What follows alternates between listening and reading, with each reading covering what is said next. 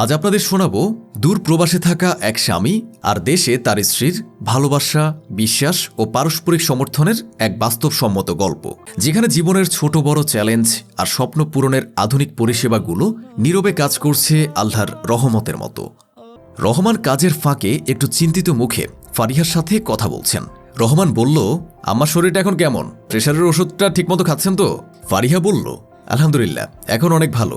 আপনি একদম চিন্তা করবেন না, আমি কালকেই অনলাইনে ডাক্তার দেখিয়েছি আর ঔষধও সময় মতো চলে এসেছে। ফারিহা বলল, আল্লাহর রহমতে এখন সব হাতের মুঠোয়। ফারিহা দেশীয় ভেষজ উপাদান দিয়ে পণ্য তৈরি করছেন। তিনি পণ্যের ছবি তুলে একটি ওয়েবসাইটে আপলোড করছেন। রহমানের পরিশ্রমের মতোই ফারিহারও আছে নিজের স্বপ্ন। আজ সে কেবল গৃহিণী নয়, সে পরিবারের স্বনির্ভর একজন উদ্যোক্তা। রহমান বলল, তোমার জিনিসগুলো তো সবাই খুব প্রশংসা করছে, মাশাআল্লাহ। আমি এখান থেকে তোমার জন্য আরও কয়েকটা অর্ডার পেয়েছি। ভবিষ্যতের স্বপ্ন। রাতের বেলা কলে রহমান ও ফারিহা ভবিষ্যৎ নিয়ে কথা বলছেন। রহমান বলল, ইনশাল্লাহ এবারের ছুটিতে দেশে এসে তোমাদের সবাইকে নিয়ে এখানে বেড়াতে যাব। ফারিহা বলল, আর আমাদের স্বপ্নের বাড়িটার কাজ কতদূর এগুলো সেটা দেখবেন না?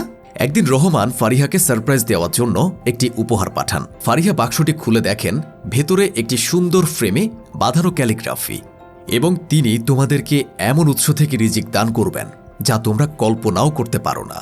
সূরা আত-তালাক আয়াত ৩। ক্যালিগ্রাফিটি দেখে ফারিহার চোখ কৃতজ্ঞতায় ভিজে ওঠে। তিনি পরম যত্নে সেটি ঘরের দেয়ালে টাঙিয়ে দেন। ভিডিও কলে রহমান সে মুহূর্ত দেখে আবেগ আপ্লুত হয়ে পড়েন। যখন বিশ্বাস আর ভালোবাসা দূরত্বকে জয় করে, তখন পরিশ্রম আর স্বপ্ন এক হয়ে যায়। তখন আল্লাহর রহমত হয়ে পাশে থাকে আস্থা। প্রাচীন বাংলা গ্রুপ।